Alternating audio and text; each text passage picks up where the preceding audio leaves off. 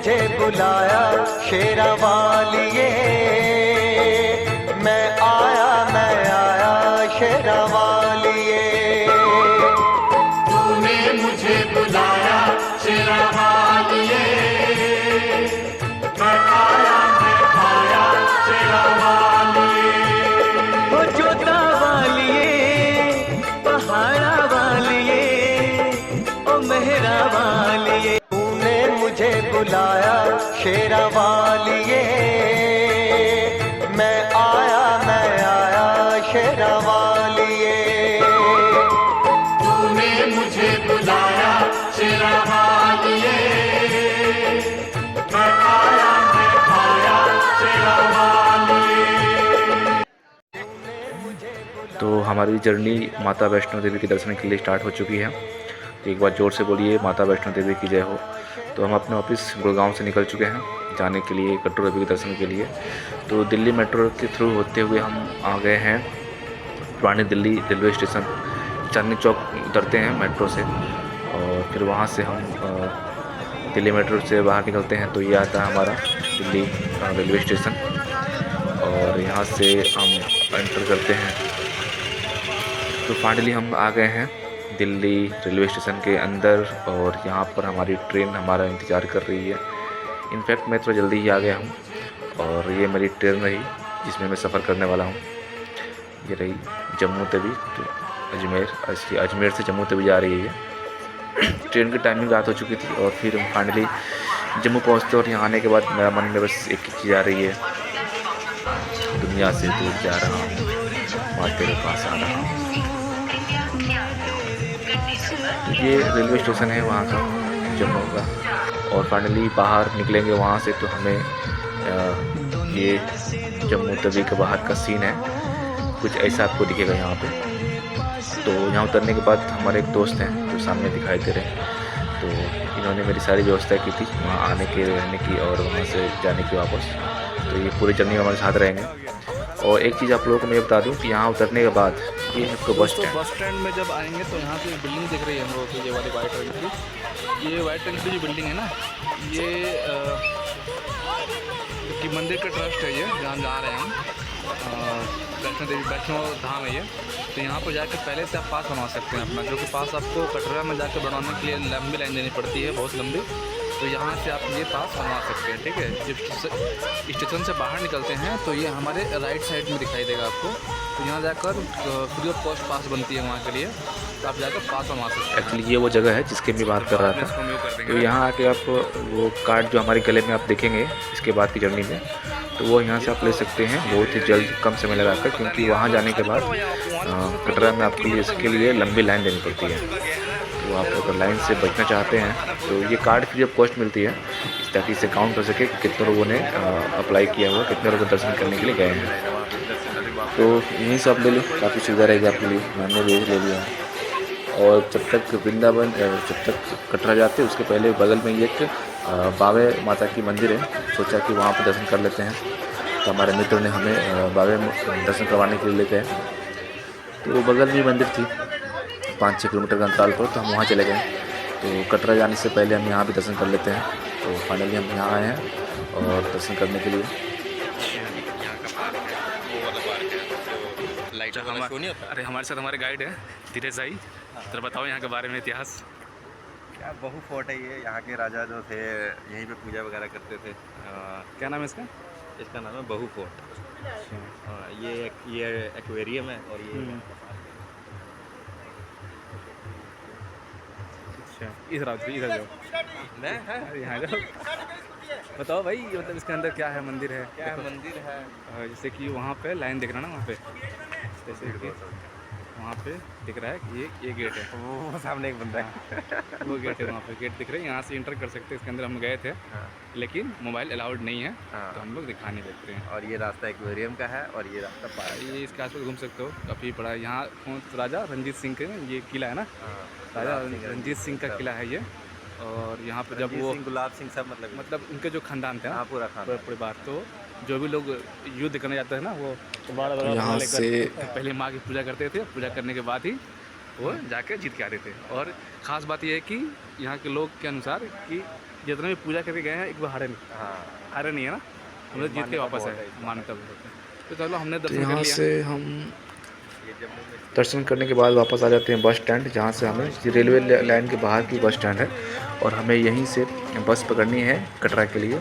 और ट्रेन भी जाती है स्टेशन से कटरा के लिए, लेकिन ट्रेनें जो है लिमिटेड है, तो यहाँ से हम बस पकड़ सकते हैं। तो ये जम्मू तवी रेलवे स्टेशन के बाहर की बस स्टैंड है और यहाँ से आपके किराया जो है प्राइवेट बसों में 170 रुपये के आसपास कुछ किराया लगता है और जो गवर्नमेंट बसेस होती हैं उस पर 90 रुपये के आसपास कुछ किराया लगता है। तो आपको जैसा सुविधा लगे आप जा सकते हैं। यहाँ से 1.5 से 2 घंटे लगते हैं कटरा पहुँचने में, जहाँ माता रानी का दरबार है।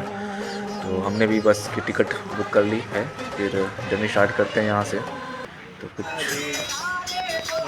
जय माता दी, जय माता दी, जय माता दी, जय माता दी, जय माता दी। और थोड़ी ही दूर हम चलते हैं तो हमारे सामने यहाँ की मशहूर जो नदी है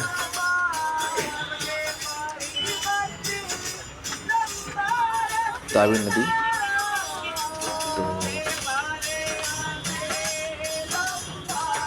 वो तावी नदी के हम ताविक नदी के ऊपर से ही गुजरेंगे, जिस नदी के आसपास ये पूरा जम्मू शहर बसा हुआ है। ये रही वो तावी नदी जिसके आसपास ये पूरा शहर बसा हुआ है। पानी थोड़ी कम है, इस पर काफ़ी सारे भारत सरकार के प्रोजेक्ट चल रही हैं। तो हम ये सफ़र स्टार्ट कर चुके हैं माता वैष्णो के दर्शन के लिए। तो यहाँ से आपको बहुत सुंदर सुंदर दृश्य देखेंगे और ये हम फाइनली आ चुके हैं कटरा बस स्टैंड। ये है कटरा का बस स्टैंड और यहाँ उतरने के बाद आपको थोड़ा सा बौखलाहट महसूस होगा, क्योंकि यहाँ से और भी आगे जाना है आपको उस पहाड़ी के ऊपर, यानी इस पेड़ के पीछे जो पहाड़ी है बहुत ही ऊपर है। वो आपको दिख रहा है लेकिन उनको नहीं दिख रहा, पेड़ के पीछे पहाड़ी मतलब पहाड़ी है, इसके पीछे दिखा दूंगा। तो यहाँ से उतर के फिर जाना पड़ेगा आपको जहाँ चढ़ाई करनी वहाँ पे पैदल।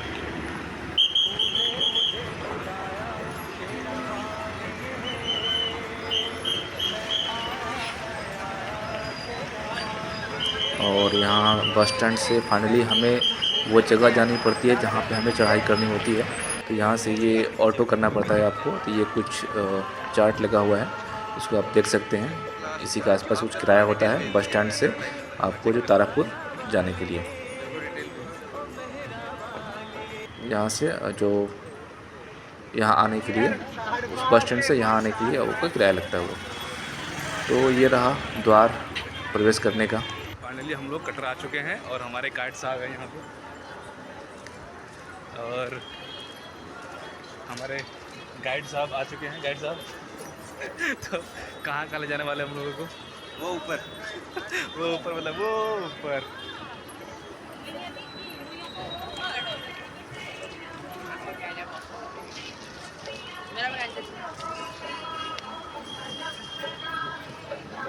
हमारे साथ हमारे गाइड है धीरज गुप्ता, ये हमें गाइड करेंगे। हम एंट्री होने वाले पहाड़ के ऊपर भवन का रास्ता इस तरफ है, ये पुराने रास्ते से जा रहे हैं और पुराने से जा रहे हैं, इंटर कर रहे हैं हम लोग। और ये हमें लाइन ये हमारी ब्लॉग बन रही है और ये हमारी लाइन लग गई है।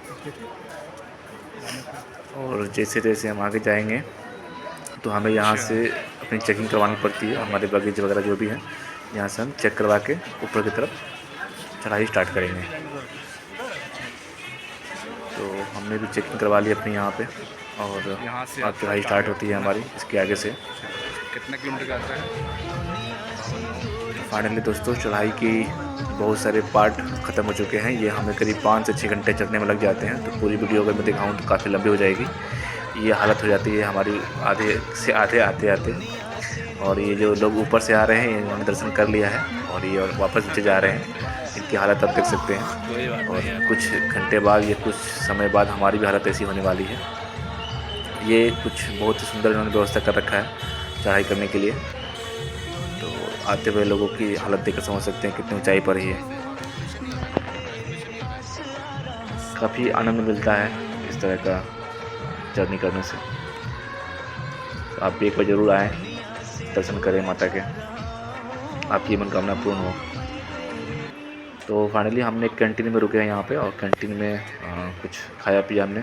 बहुत ये जो वैष्णो धाम जो ट्रस्ट है उनकी तरफ से कैंटीन है, काफ़ी कम दाम में खाना मिल जाता है यहाँ पे, तो आप भी ज़रूर ले सकते हैं खाने यहाँ पर।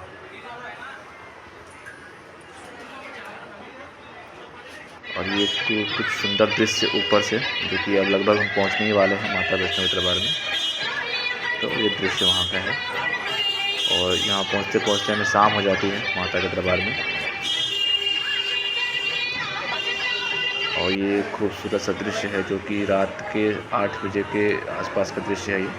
तो आपको बहुत दूर से, ये 2 किलोमीटर दूर से ली गई तस्वीर है, जो कि आपको दिखाई दे रही है। हम यहाँ पे पहुँचने वाले हैं बस थोड़ी देर में।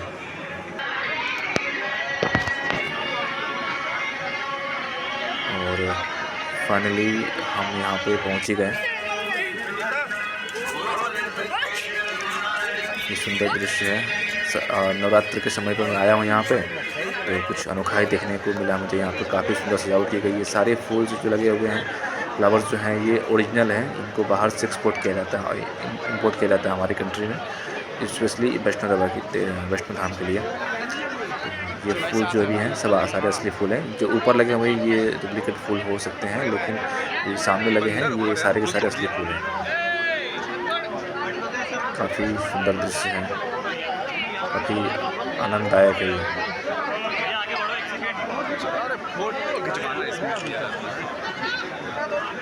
बहुत सुंदर, बहुत ही सुंदर।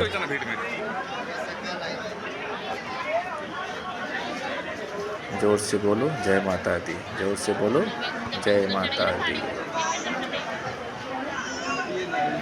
और यहाँ पर आने के बाद आपको लॉकर में सामान रखना पड़ेगा। लॉकर में सामान रखने के बाद फिर आप ऊपर जा सकते हैं। तो इसके आगे की तस्वीर हम आपको नहीं दिखा सकते, क्योंकि इसके आगे जो है मोबाइल अलाउड नहीं है।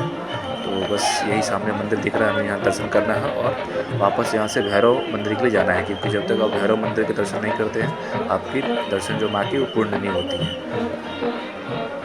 तो दर्शन करने के बाद भैरव बाबा के मंदिर की तरफ जाएंगे। तो फाइनली हमने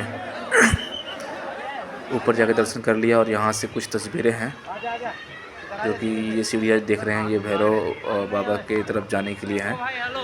तो ये भैरव बाबा का मंदिर है, यहाँ पर आपको दर्शन करनी होती है। यहाँ से आपकी यात्रा जो है सफल होती है पूरी तरह से, और यहाँ से आप नीचे की तरफ वापस आते हैं।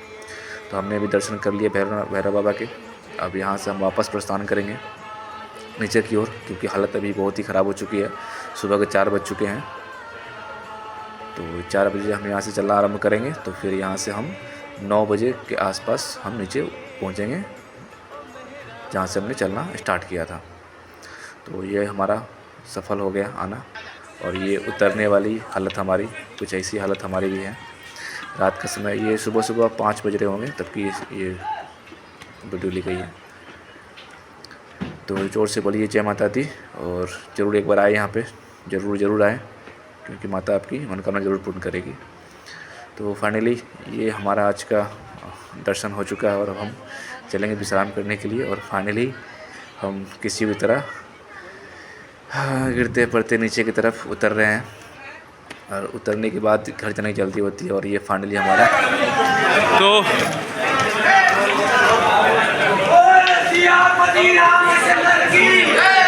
तो फाइनली हम उस पहाड़ से नीचे आ गए हैं। ओके, और हमारी गाइड साहब बहुत बहुत धन्यवाद, आपकी वजह से हमारी यात्रा सफल हुई। फुल एनर्जी से आए हैं, और यहीं तक हमारा सफर था। वो देखो बढ़िया भाई आ रही है।